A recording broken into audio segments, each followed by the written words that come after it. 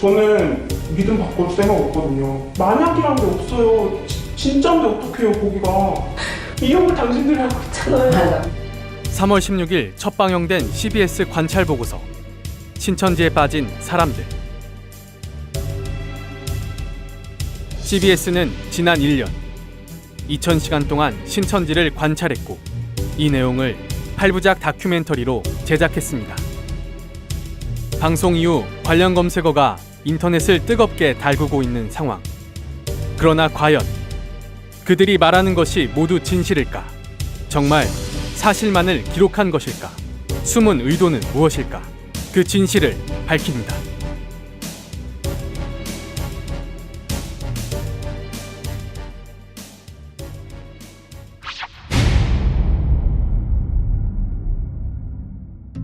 CBS, 대한민국의 대표 개신교 방송이라 자부하는 그들. 정도 언론, 따뜻한 방송, 스마트 미디어를 표방합니다. 그러나 웬일인지 최근 CBS는 자중질환에 빠졌습니다. 사측의 이중잣 때에 양심 있는 사원들이 화가 난 것입니다. 지난 3월 10일 CBS 노조가 발표한 성명서. 이단성 논란이 있는 순복음 서울 진주 초대교회 전태신 목사에게 월 800만 원의 후원금을 받고 설교 방송을 내보낸 CBS 이재천 사장의 결정에 대한 논란입니다. 이단이라 하는 신천지는 아웃이라 외치면서 이단 논란이 있는 전 목사의 설교를 방영하는 이유가 무엇이냐며, 결국 돈에 따라 이단의 기준이 변하는 것이냐며 문제를 제기한 것입니다. 사실 CBS의 태도가 돈에 좌지우지된 것은 하루 이틀 일이 아닙니다. 그 배경에는 CBS의 독특한 재원 구조가 있습니다. 일반적인 방송사의 경우 광고 등 영업수익과 문화사업, 판권 판매를 통한 사업수익이 주된 수입원입니다. 그렇다면 CBS는 어떨까?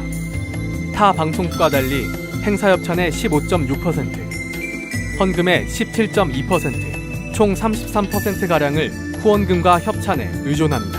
주 후원자인 한국기독교총연합과 기성교단 측의 영향력을 피할 수 없는 재원 구조를 가지고 있는 것입니다. 이번 영상의 제작 역시 기성교단의 금전적 뒷받침이 있어서 가능했다고 CBS는 말합니다. 한국교회가 HD 전환 특집 제작으로 지원. 관찰보고서 신천지에 빠진 사람들은 한국교회의 적극적인 지원으로 제작되었다. 제작팀은 예산 마련을 위해 3개월간 서울 경기 지역 목회자들을 만나 기획 내용을 설명하고 지원을 요청했다. 다수의 목회자들이 이 기획의 필요성에 공감하였으며 힘 닿는 데까지 지원을 약속했다. 한국교회의 적극적인 지원이 없었다면 관찰보고서 신천지에 빠진 사람들 8부작의 제작은 불가능했을 것이다. 그 태생부터가 한국교회의 입장에 편중되게 제작될 수밖에 없었던 영상. 부패한 한국교회의 현실을 밝혀내고 정화해야 할 기독 언론이 오히려 그들과 결탁하고 재정 지원을 받아 신천지를 공공의 적, 희생양으로 만든 것입니다. 그렇게 제작된 영상. 매 회차 방영 후 CBS는 자신들이 한국교회를 지키고 있다며 후원을 요구하기까지 합니다. 이에 CBS는 한국교회를 무너뜨리는 이단 신천지에 맞서 그들의 실체를 폭로하고 폐해를 널리 알리는 신천지 아웃 캠페인을 3년째 벌여오고 있습니다. 즉 CBS만이 꿋꿋이 이 일을 해나가고 있습니다. CBS는 앞으로도 한국교회의 소중한 신앙을 지키는 일에 최선을 다하겠습니다. CBS의 이 같은 다짐과 노력이 흔들리지 않도록 성도 여러분 많이 기도해 주시고 든든한 힘이 돼 주십시오.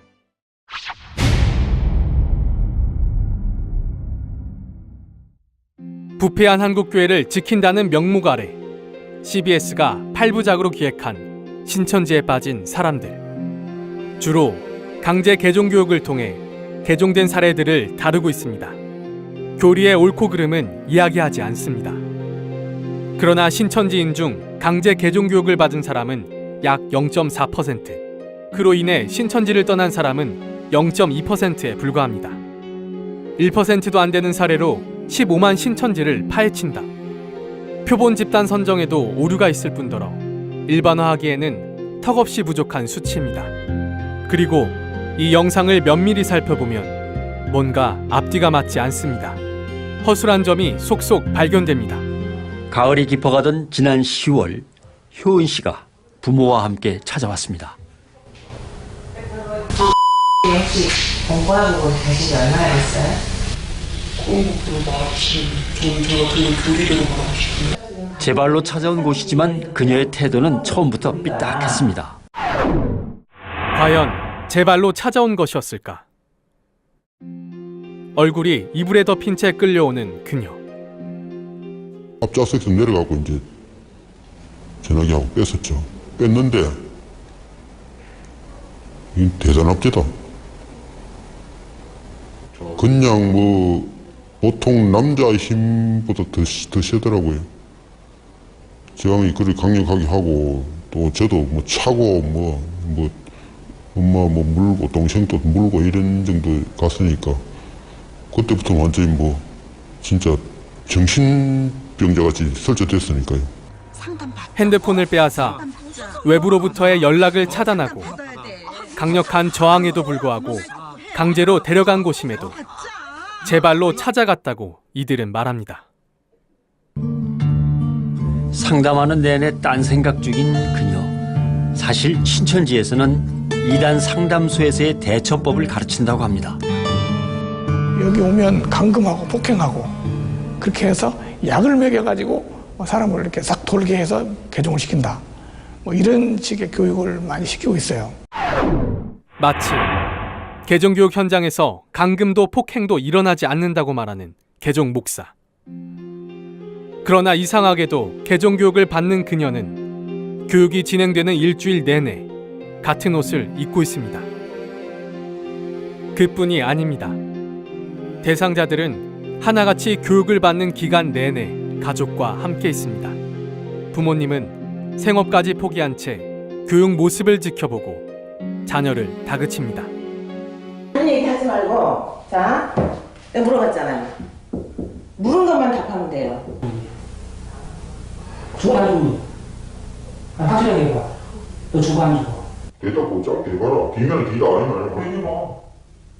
중간중. 그러면 여기 그건 사실 어려워. 성경을 펴자 바로 덮어버리고 대답을 하려고 그러죠. 제가 믿는 말씀 믿으면 안 돼요. 성경에 기초한 많은 설명이 필요한 답변을 단답형으로 대답하라 강요하고 윽박지르기까지 하는 상황.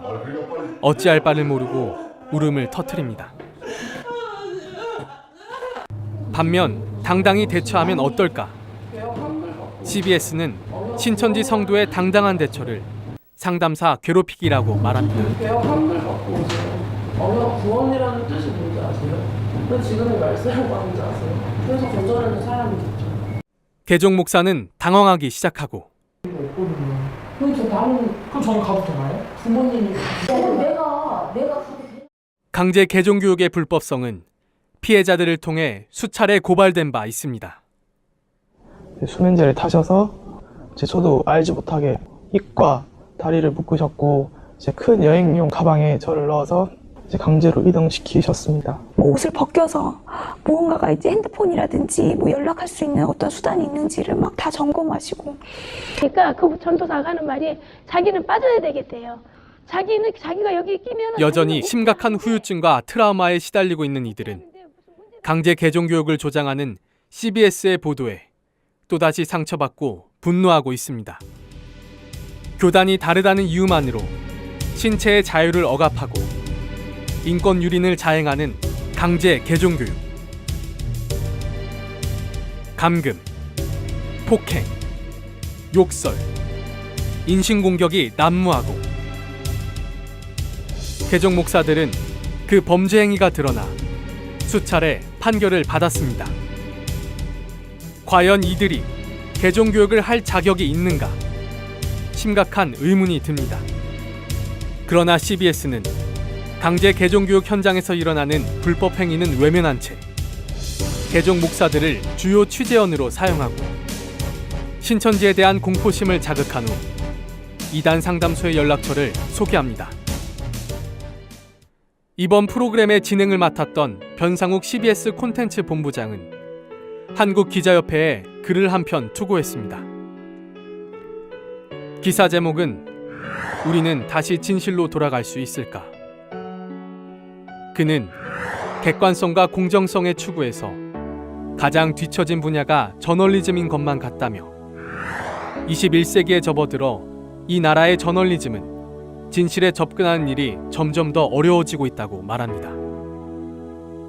그리고 이 글이 업로드된 것은 공교롭게도 이번 CBS 다큐멘터리 방영 첫날이었던 3월 16일이었습니다. 거짓과 왜곡, 편파 보도의 늪에 빠진 CBS. 그러나 언제까지나 진실을 거짓으로 덮을 수는 없습니다. 언론으로서의 양심, 그리고 사랑과 용서를 실천하라는 기독교의 정신이 기독언론 CBS를 바른 길로 인도하길 바랍니다.